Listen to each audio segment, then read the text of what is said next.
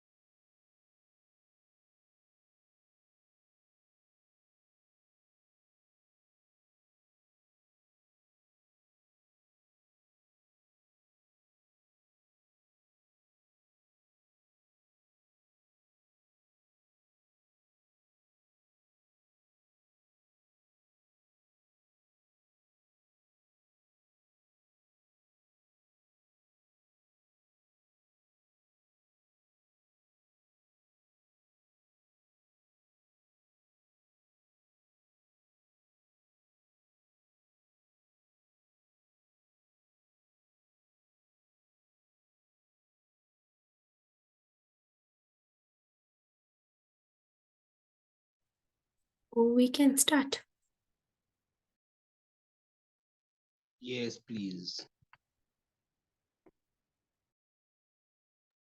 Okay, so I'll start with essential oils, and then Brenda will take you through fixed oils.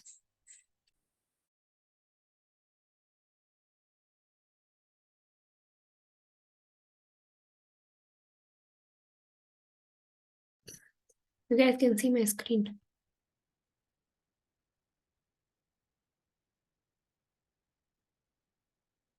Yes, Hiral. Okay. Sorry, Okay. Dr. Hiral. It's okay. Okay, so essential oils, like I said yesterday, that there's some physiochemical properties of essential oils. One being the solubility, where they're mostly soluble in alcohol, and they're mostly like they're oxygenated.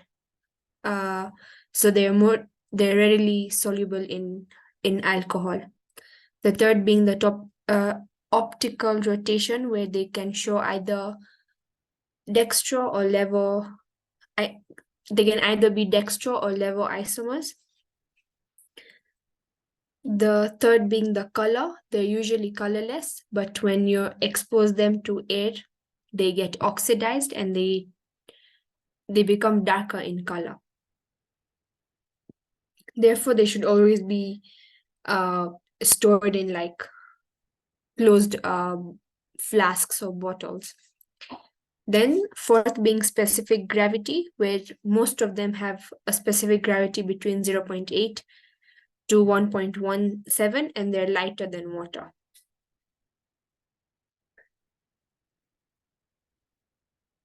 Yeah, so this specific gravity is measured by this instrument over here.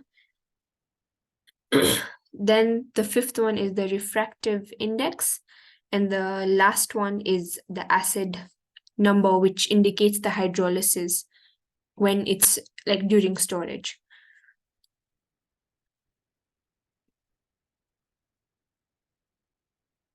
Yeah, and these physiochemical properties are usually like measured when you need to identify an oil, or you need to assess a purity of a substance or a specific oil, and you want to know if it has other kinds of compounds in it.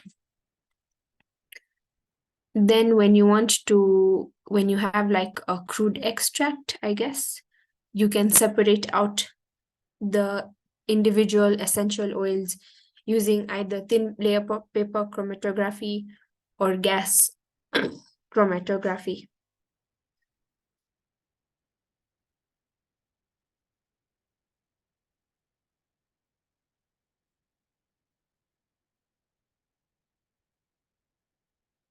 Yeah, so when you want to extract this oils, the material usually requires like a pre-treatment, like either grinding, like if it's from the root or the fruit or like the seeds.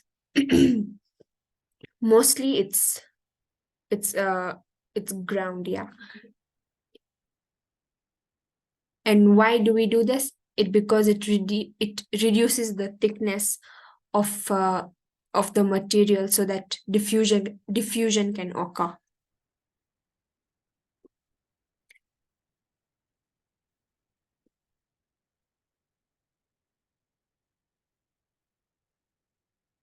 There's something I'm looking for.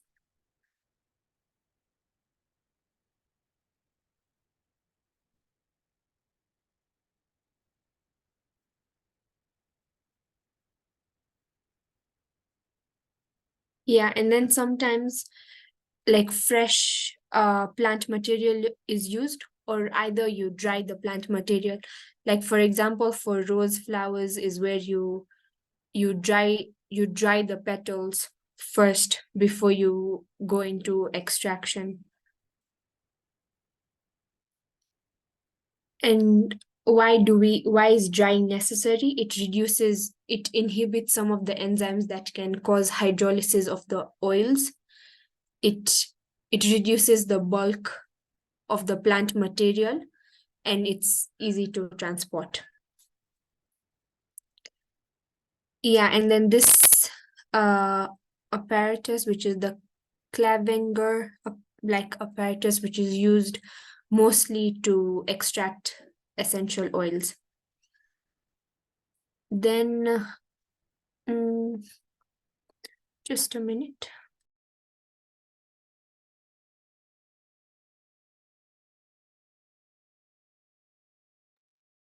Okay, let's just go straight to the types. The types of distillations that is used. So the first one is water. What is it? Yeah, water distillation, where the plant material that is dried, it's not subject to it's not boiled. And one of the oils that is obtained by water distillation is the turpentine oil. Yeah.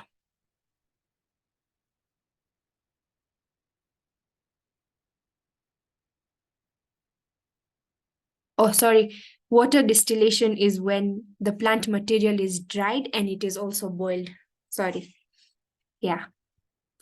Water distillation, where plant material is dried and you can boil it, because some of the constituents of that oil is not affected by heating. So like the turpentine oil is not affected by heating.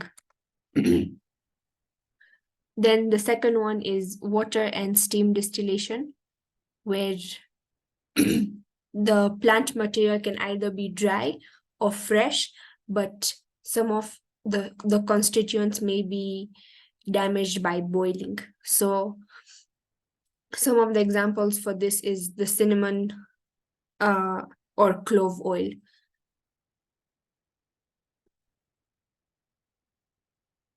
So what they do in this is that the dried material is covered in a layer of water, and steam is passed through it. And yeah, basically that's how they extract the oil for cinnamon and clove.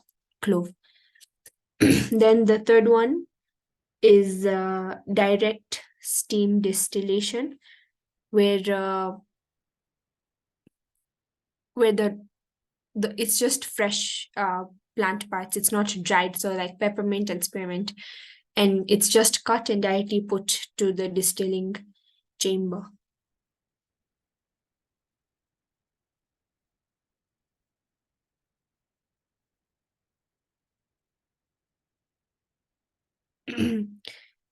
Yeah. Okay, so let's just do a review. The physiochemical properties of essential oils. First one is solubility, where they are they're mostly soluble in alcohols. They're oxygenated, therefore it's easier for them to be soluble in alcohol. Second is they're colorless, but when exposed into air, they oxidize and become darker. The second one, oh yeah, specific gravity, where it ranges between 0.8 to 1.17. So it's lighter than water. And yeah, of course, optical rotation, they exhibit isomerism, refractive index, and acid number. Those are the physiochemical properties of essential oils or volatile oils. Then the material usually requires pre-treatment, where it's mostly ground, so that it exposes the oil glands, so it's easier to extract the oils. Some of the plant material is dried because it inactivates enzymes that cause hydrolysis. and it also reduces the bulk of the plant material, which can be easy for transportation. The common apparatus that is used for extraction of oils is the clavinger-like apparatus, which is this one. Then there are 3 ways where extraction is done for essential oils. The first one is water distillation, where the plant material is dried and it can be boiled. Boiled because the constituents are not affected. One example is the turpentine oil. Second is the water and steam distillation, where either dried or fresh plant material is used, and the constituents may be injured by boiling. So some of the examples is the cinnamon oil and the clove oil. The third one is the direct steam distillation, where it's just the fresh plant materials that are used, peppermint and spearmint. And yeah, it's just cut and then it's put in a distilling chamber, or the drug is like it's suspended on a grid, so the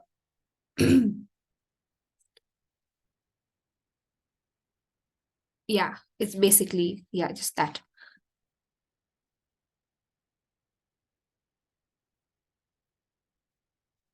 Some of the disadvantages of steam distillation is that some volatile oils can be either hydrolyzed or decomposed because of the high temperature. Yeah, that's a disadvantage. Then there are other types of extraction, such as expression.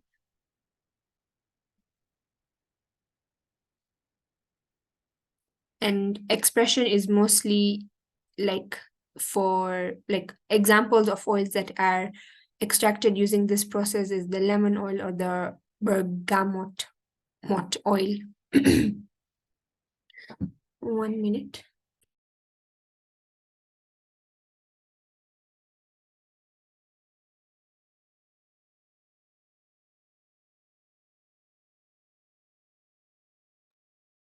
Yeah, so for this one, it's basically that plant material is just rolled over a sharp projections, which can puncture the plant material, and the oil that's how it's extracted.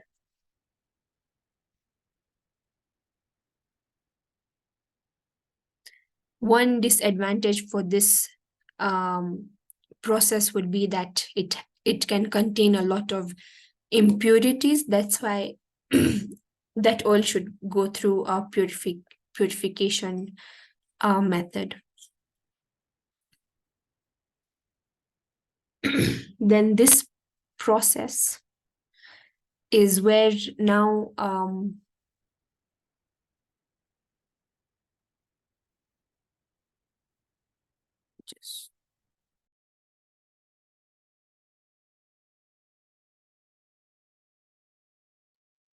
sorry.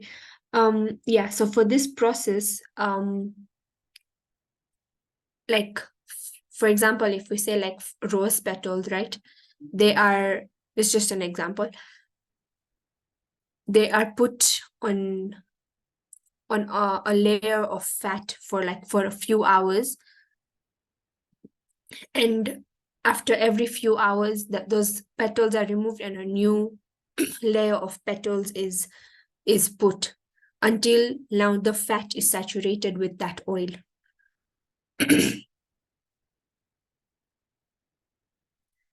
And once the fat is saturated, then the oil is extracted using alcohol or saturated fat with the oil. Then another method is extraction with organic solvents.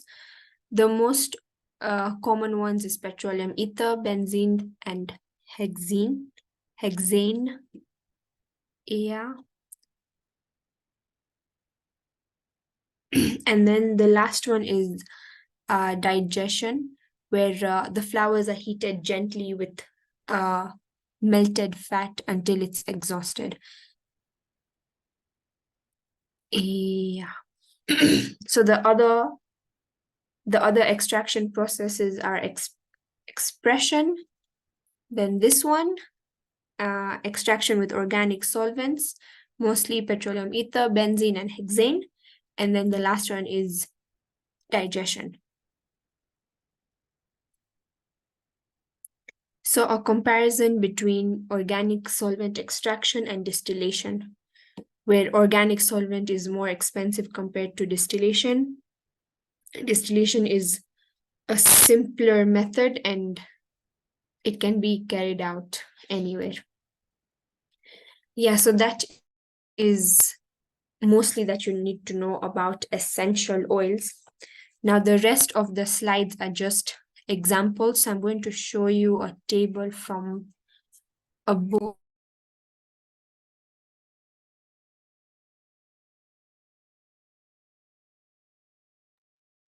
Can you guys see that my screen? Yeah. Okay, so this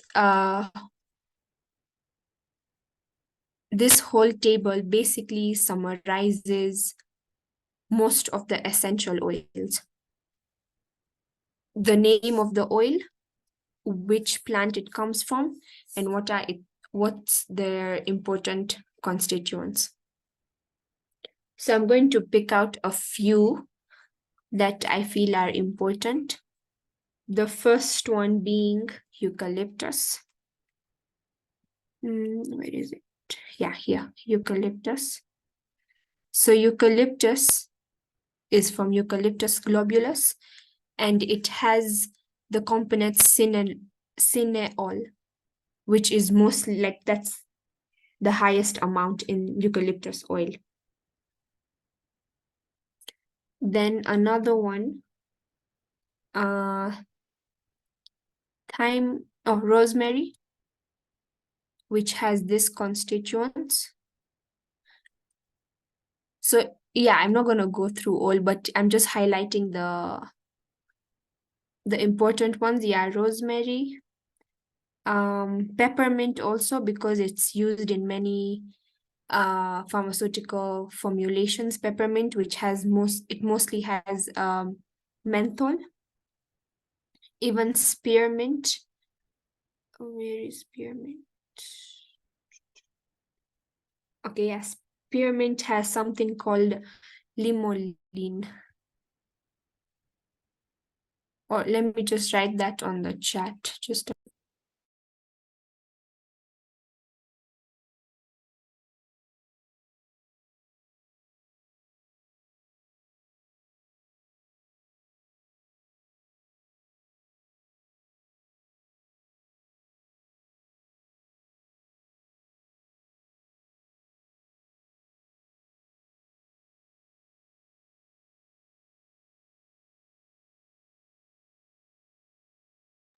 Yeah, so I've put that on the chat.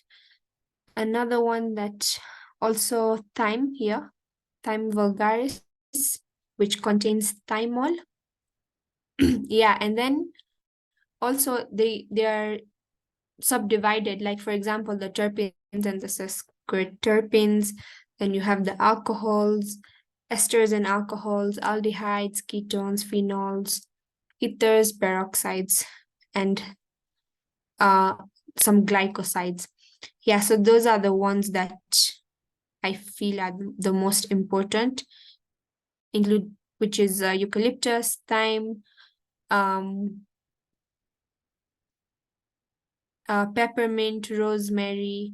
Yeah, those are some of the important. Yeah, important. Then there was something I wanted to show you guys.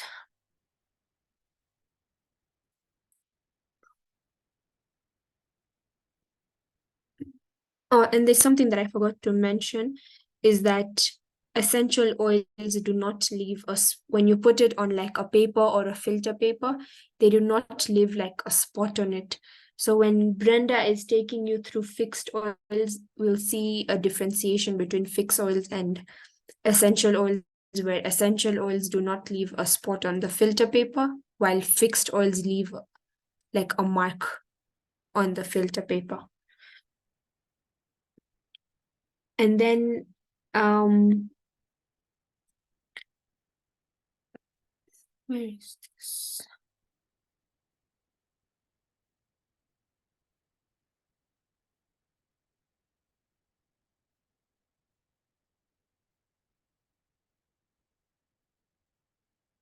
Yeah, so volatile oils can also be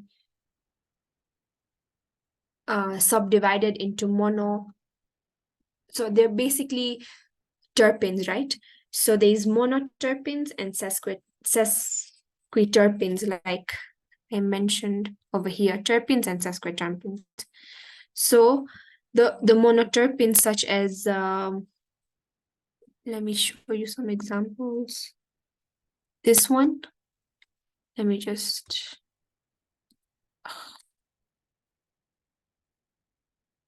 this one is a monoterpene. Thymol is a monoterpene. Which other?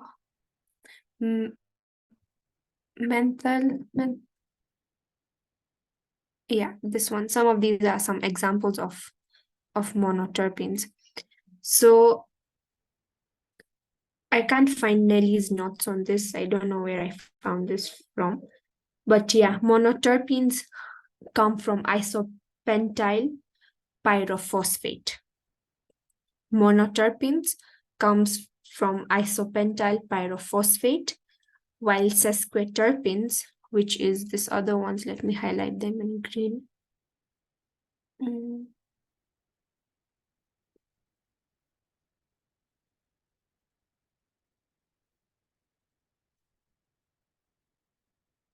Okay, I can't see them here, but I'll write them on the chat. Those ones comes from farnesyl pyrophosphate. Then there also, when we're talking about just general oils, there are these cyclic ones like menthol and thymol, which are cyclic, and then the other ones that are non-cyclic, they're aliphatic, or yeah. Yeah, I think that's all for essential oils.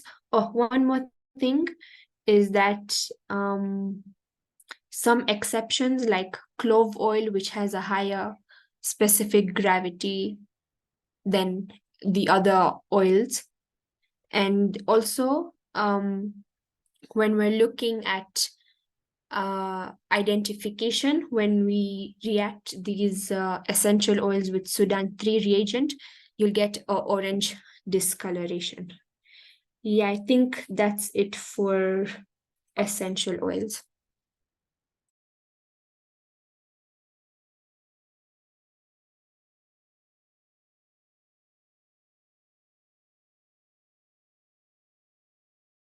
Any questions? If you guys have not understood, please tell me. I was asking what you just said about the Sudan. Can you kindly repeat again?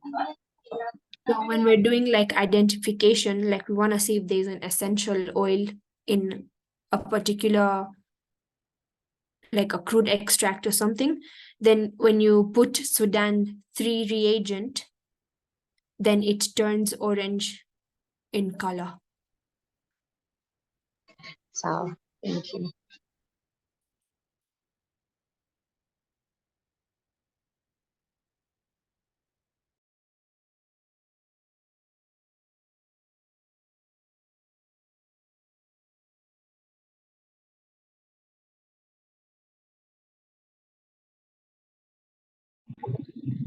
Hiral, maybe just can you hear me?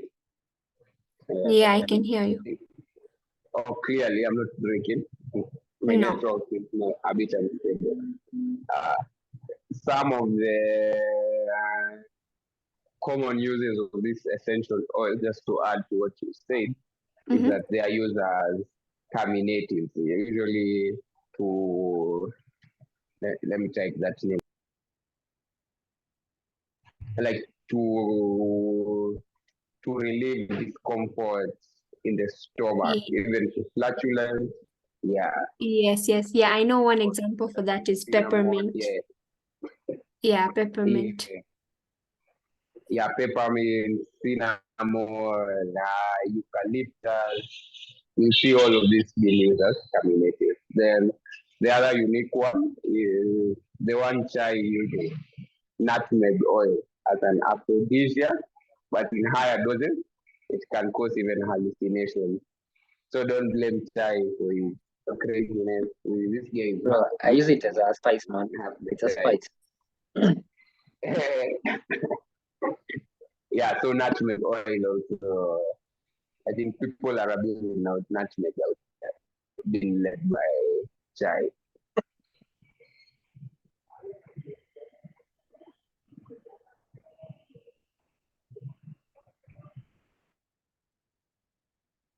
Yes. And there's something that I forgot to, let me just share my screen again. Yeah, the raisins. So there are different types of these raisins. So the first one being, yeah, the oleogum raisins, like again the turpentine oil, or is it called, I don't know, is it pronounced as mira? I don't know. I think so.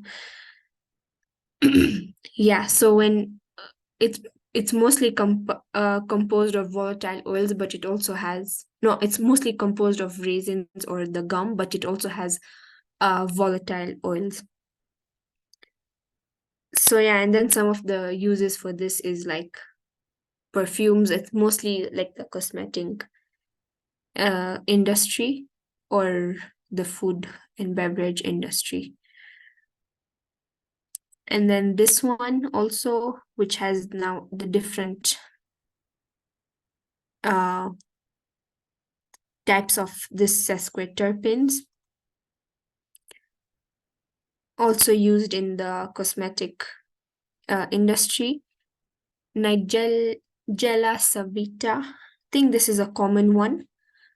And it has, of course, it has alkaloids and proteins and fixed oils, but it also has essential oils. Some of them are this thymoquinone, dithymoquinone, thymol. Thymol, again, it's a monoterpene and it's cyclic. It can be used for now, all these are all of its uses as antioxidants, anti-cancer, anti-diabetic, and yeah, whatnot. Then also this one, asafoetida. I'm not even trying to pronounce that, but yeah.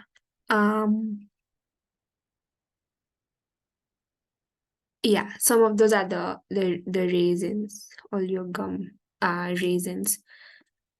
Then yeah, there's so many products in the market that have all this eucalyptus oil, thymol, peppermint. I know Carvol, I'm sure everybody has come across Carvol.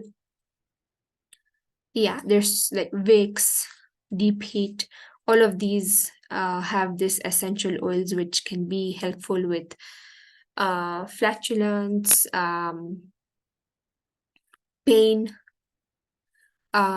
Some of them, like this Carvol, is mostly you inhale the oil so as to relieve like sinusitis or just any respiratory tract like symptoms.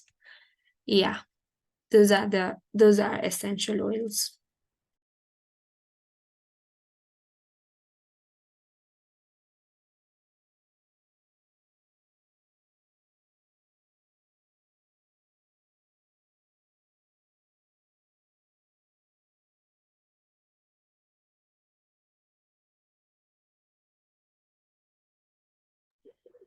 And perhaps have you seen what is commonly tested in terms of essential oils? Like, Ama, they don't really dwell much. I've not really seen. I was trying to look at other papers, but if I do get, And I've not honestly gone through all those papers. I was just trying to look, but I couldn't. I think Okay. yeah, but I'm not too sure. Yeah, but if I get, I'll put it on the group. But we'll Okay. anyway do at the end of Yeah, this week. yeah. Yeah, so it's okay. So as Dr. Anita said, especially for the common ones, the kina clove oil,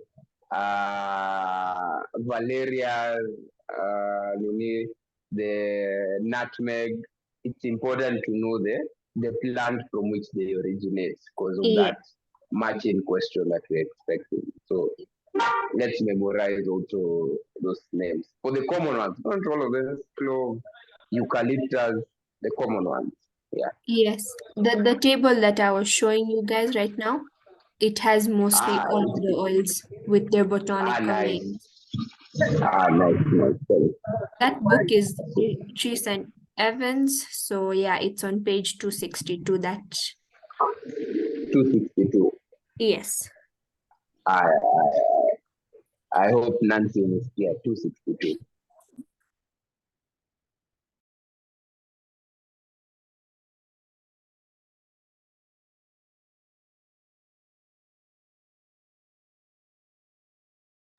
Brenda can take us through fixed oils now. Do you guys want to go for a breakfast and Okay. then do the after like 5 minutes, Amma? Yes, please. We don't mind. We don't mind. Okay. Yes. Spider-Man.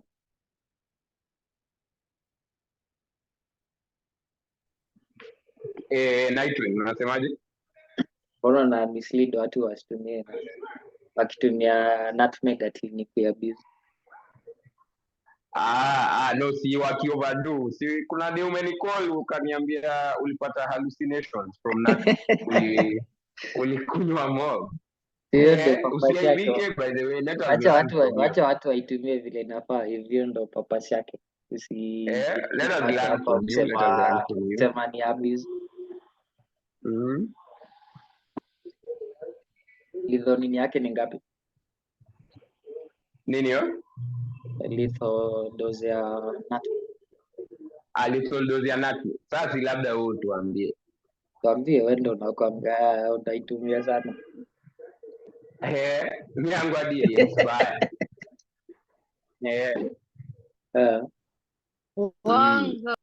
Sidhani kuna mini documented ndani za wasi wenye wamelipijia nutmeg. Labda kuchini. Ati hakuna little dose. Yeah, mimi sijaona. Yenye najua ni hiyo hallucination. But niliona somewhere that it can, mtu aki overdo it can lead to coma. So I don't know about death, but coma it can lead to it if you overdo. Tunakuombea bro. Actually wanasema kuna tu nini case moja. Case moja isharipotiwa ya nini ya nutmeg. Haikuwa wewe? Alikuwa kijana wa Nax. So nafikiri wewe.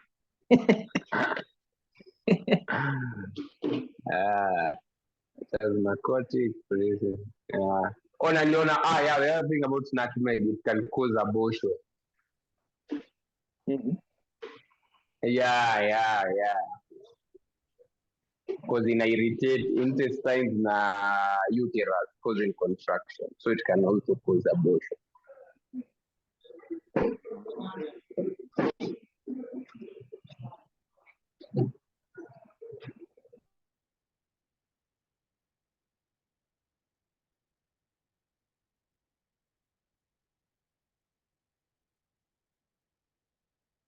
Usiogope mzee.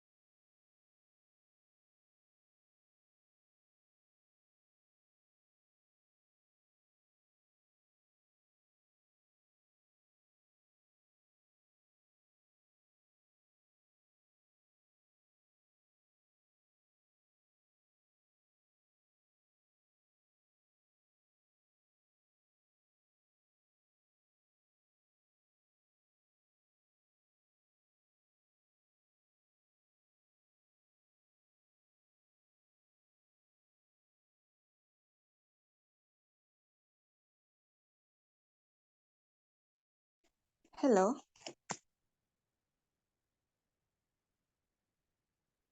Hello, can you hear me? Yes, please. We can hear you. Okay. So there's a question I came across in the PPB, those past two papers about essential oil. It Uh-huh. was asking in aromatherapy, which of the following is not a reviving oil? Reviving is about like alertness or giving you energy. So the answers, their choices were lemon, eucalyptus, rosemary, and chamomile. So I think it was chamomile because chamomile is used as for calming and soothness.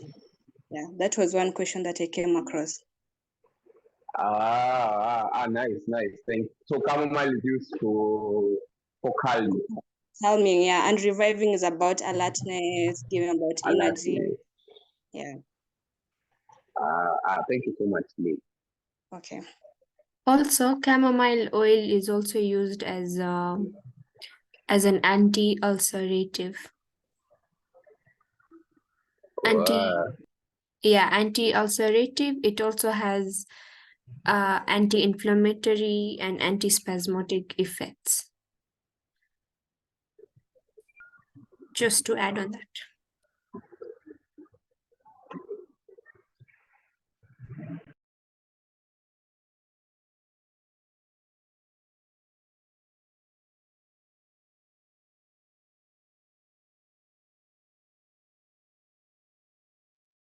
Should we start?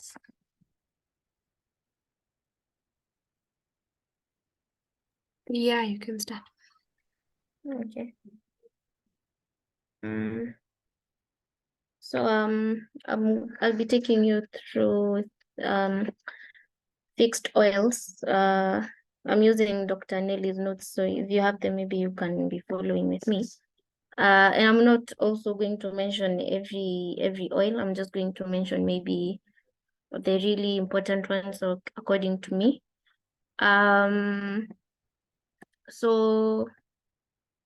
Ideally, these are fixed oils. They are lipids, and they're classified in the simple lipids. The complex lipids include the phosphatids and the lecithins, but that is not our focus today. So the simple lipids include the fixed oils, fats, and waxes. And they are ideally esters of long-chain fatty acids and an alcohol. I think you all remember how fatty acids look like. And also the difference between these fixed oils, fats, and waxes is ideally the type of alcohol which are attached to them. For the fats and oils, we have glycerol and 3 fatty acids. And for the waxes, it's mostly a higher molecular weight alcohol. So these fatty acids can either be saturated or unsaturated. Even first, please, you can feel free to slow me down. So there are saturated and unsaturated fatty acids. And there are straight chain saturated acids, which include the palmitic and stearic. And the straight chain unsaturated, they are these ones, the palmitoleic, oleic, ricinoleic. So I noticed that there is a suffix for differentiating the saturated from the unsaturated ones. Ideally, if you see it's ic, like the suffix is IC, it's probably a saturated acid, a fatty acid. And then if you see maybe an aic, like oleic acid, like oleic, ricinoleic, this one, it's probably an unsaturated fatty acid. Also, it can be cyclic, because the ones we've seen are straight ones. So an example is hydrocapic, and another example is prostanoic.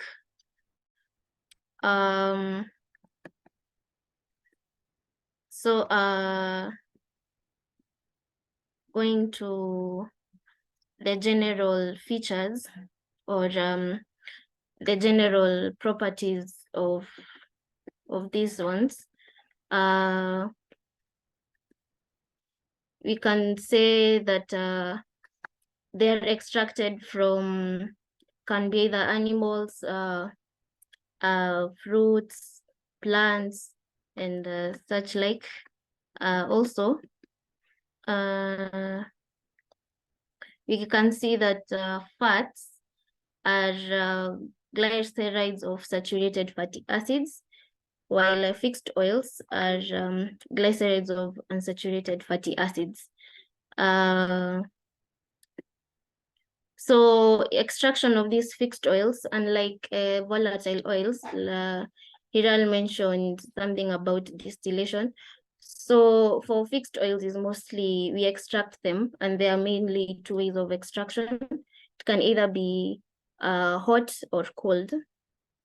So we'll see, especially for some of them, we'll see in detail how it will be extracted. But ideally, just know it's either by cold or hot expression. And I think we all know the cold expressed oils are the most expensive because they are of the most high value. A minute.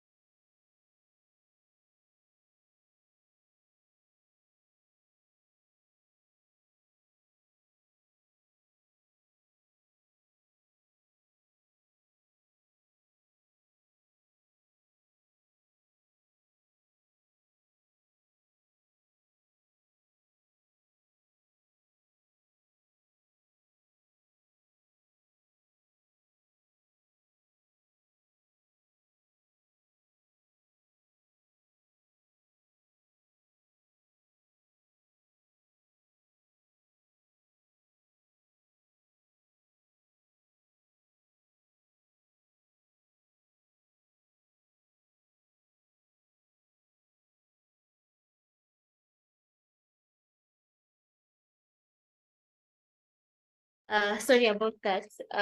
So we mentioned the cold and hot expression. So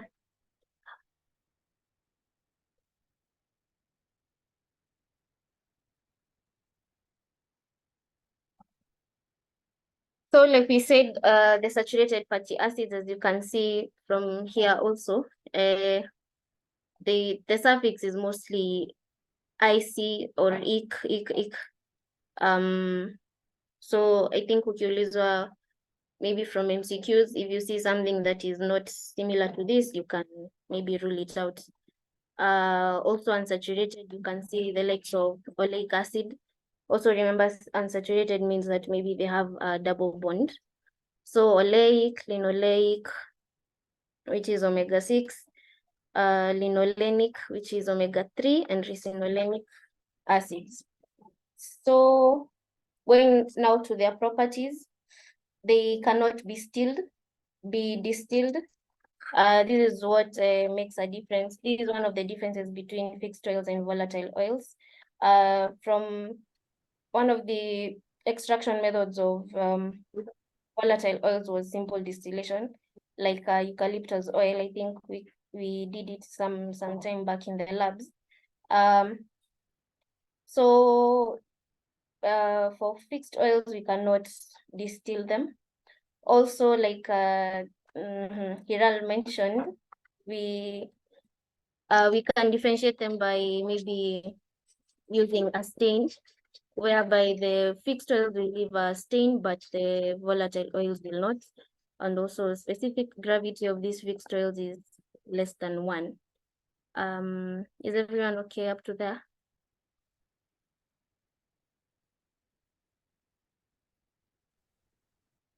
Okay. Kinda. Also, they are insoluble in water and soluble, but they're soluble in organic solvents. Also, one thing about fixed oils is that they undergo oxidation, and this also makes them change color if stored maybe for long periods of time. Also, they have a characteristic odor. Yeah. So also these fixed oils are classified either as drying oils, semi-drying oils, or non-drying oils. Like the name suggests, the drying oils will harden and form a tough layer when exposed to air, but the non-drying ones will not, and the semi-drying ones will just form a slight layer. So examples of drying oil is linseed oil. A semi-drying oil is sesame seed. Non-drying oil is olive oil. And the more the unsaturated the component of the oil, if it has a more unsaturated component, fatty acid, it means it will be more of a drying oil. And the drying oils, as you can see, they're best used for paints and varnishes. So one of the chemical tests for these fixed oils, we can do an acid value, saponification value, iodine value, or even their physical properties. So now we'll go to the specific examples of these oils. And according to me, I think we should maybe know about castor oil, a bit about cod liver oil. Almond oil is also, I think, very testable, and olive oil. But maybe we'll just look at each, maybe kidogo too, just to know maybe a use of a pharmacological use of each of these, or something unique about each of them. So as for castor oil, I'll majorly be focusing on the source, maybe a component it has, or a constituent of the oil, and also maybe a use, how it is used. So for castor oil, it comes from Ricinus communis. It is in the family of Euphorbiaceae. Yeah, and it contains ricinoleic acid, and also it contains lectins. It is poisonous because of this there is in this lectin that is present.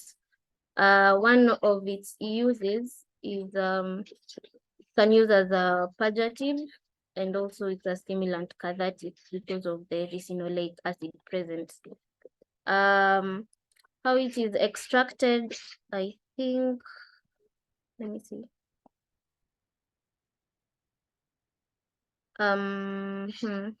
It was by cold expression. So just know this oil is extracted through castor oil is extracted through cold expression. I think that's the most important thing you should know. Also, the uses are many. I don't think we can really know all of them. Yeah, but maybe in your free time you'll just go check a couple. Yeah. So cottonseed oil, cotton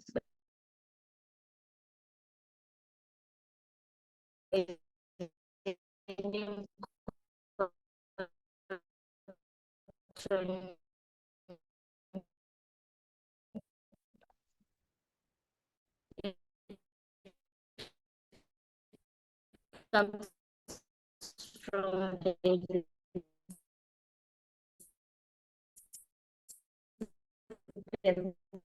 species.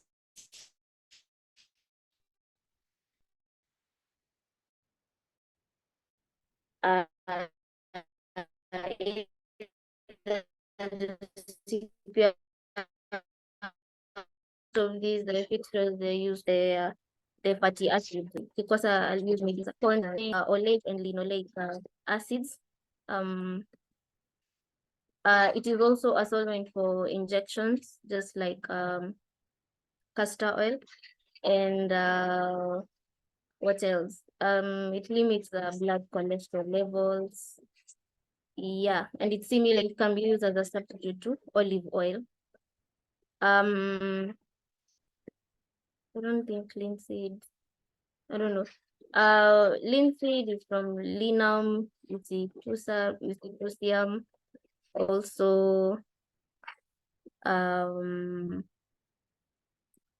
its uses really, again, we can't know all of these things at the same time, but it has a linolenic acid and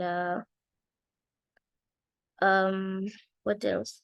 Yeah, it can be used as a laxative for paint, varnishes, anyway. So I think I'll focus on olive oil. I think olive is really important. So the Kenyan variety of the plant that we get olive oil from is Olea africana. There is also Olea europea, the variety longifolia, and the other variety is latifolia. But our Kenyan variety is Olea africana. Used for cosmetics, as a cosmetic, in skin preparations, can be used for salad oil. Yeah, and I think it is called pressed. That is its method of extraction. So one of its major uses is in diabetic patients. It is used for maintenance. It's a vehicle for rectal drug administration, and yeah, it's also used for injections. I think most of these essential oils are used for injections. So moving on to the evening primrose oil. I think I've seen maybe a supplement of this evening primrose oil somewhere. So it's from the Ornithera species, either Ornithera benis, yeah, or those ones, and it's used for eczema. So I think that's important. So usually which one is used for maybe eczema, and this primrose oil is there maybe for it. Also, for rheumatoid arthritis, it's also important. Almond oil. So for almond oil, we have two types. There is the two varieties. The Prunus dulcis, the variety dulcis, it's the one that produces the sweet almond, and the Prunus variety of Amara is the one that produces the bitter almond. I think they can ask for that. It is also used again as a vehicle for injections, and it is used as a mild laxative. I think that's all for those oils. The others are sunflower, sesame, coconut. Yeah, I think in your free time you can maybe have a look at them, especially maybe the plant sources. Yeah. The coconut oil, the soya oil, coconut seed, I think or maybe we'll look at them later. For fats, we have cod liver oil. I think this is Chai's favorite. It's prepared from the fresh liver of the cod, that is the Gadus morua. It uses mainly for nutrients, and I think Chai uses it to relieve rheumatic pains. It can also reduce the blood cholesterol, yeah, and also vitamins, the vet purposes for it. Yeah. Another fat is the shark liver oil. I think really, I don't know, there's nothing much about this one. Lard, you can see the source here is from Sus scrofa. I don't know. Its major use is I don't know. You can say it's used as an ointment base. Yeah.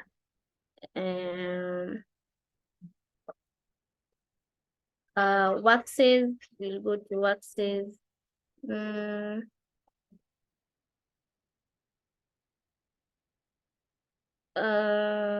So they are solid or occasionally liquid substances. And they also contain free acids and also have a long chain fatty acids.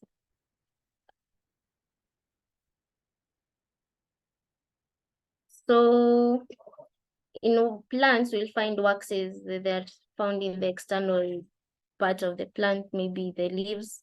You can see when the plants are maybe shiny, that's the wax. Also in insects, yeah, they also have wax maybe in the outer shell. An example of a wax, the beeswax. From bees, it's the Apis mellifica.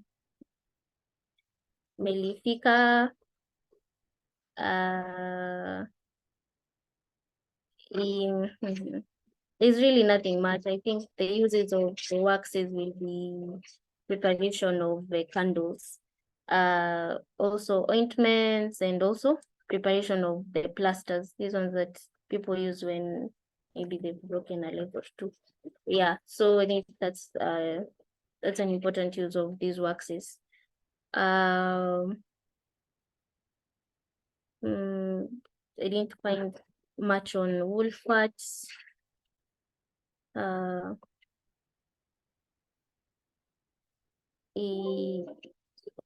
Yeah, I think that's it from me. Please, if I was past mniambie. I don't know, maybe I over summarized what I should have covered. So any questions or clarifications?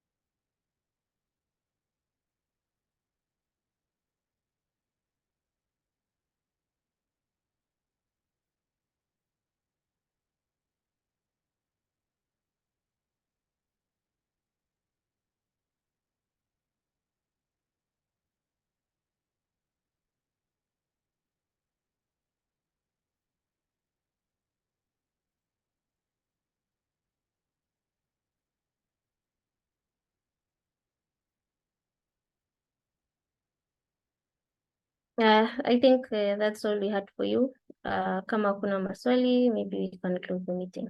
Good night.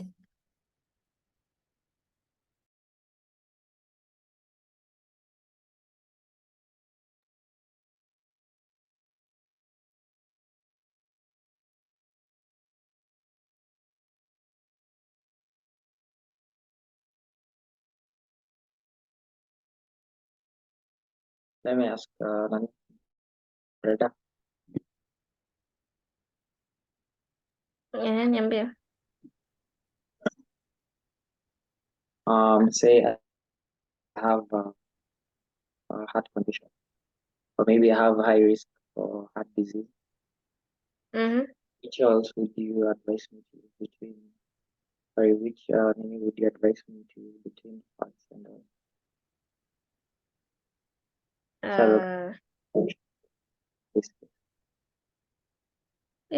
Una break. I'm asking if I have a high risk for heart disease. Which would be a healthier option for me to use between the fats and the oils, the saturated and the unsaturated?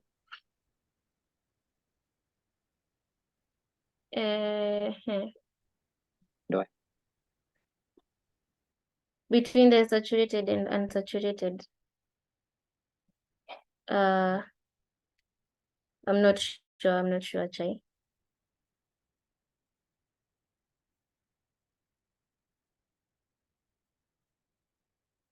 But maybe the unsaturated.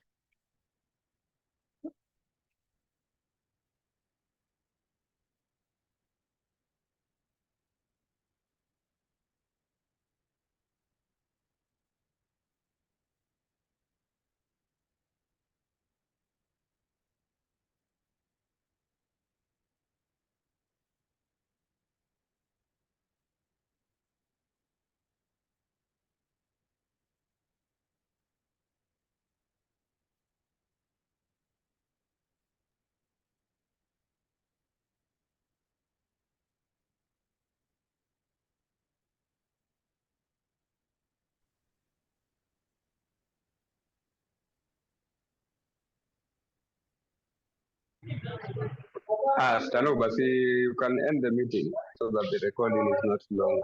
Natumemaliza.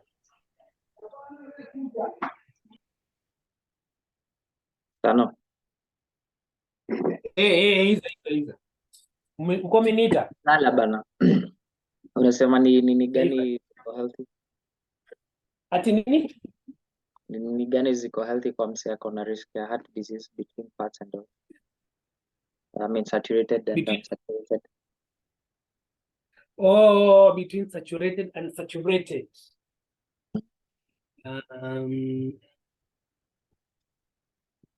I think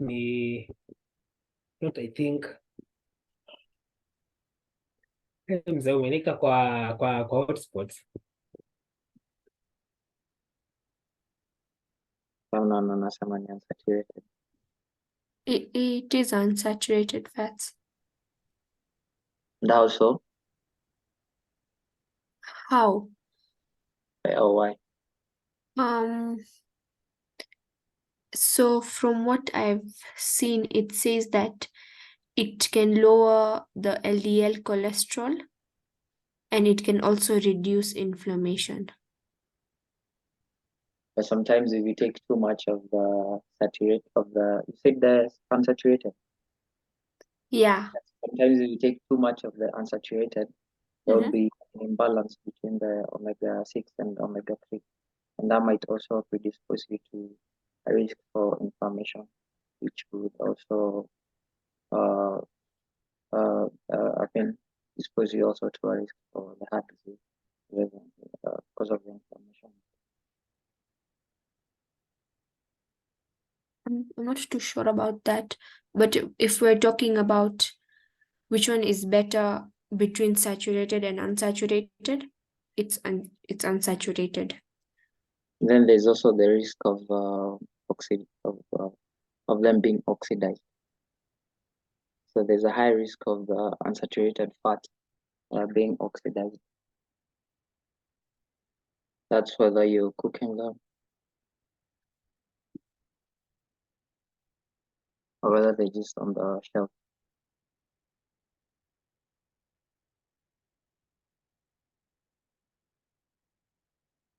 I'm not too sure about that.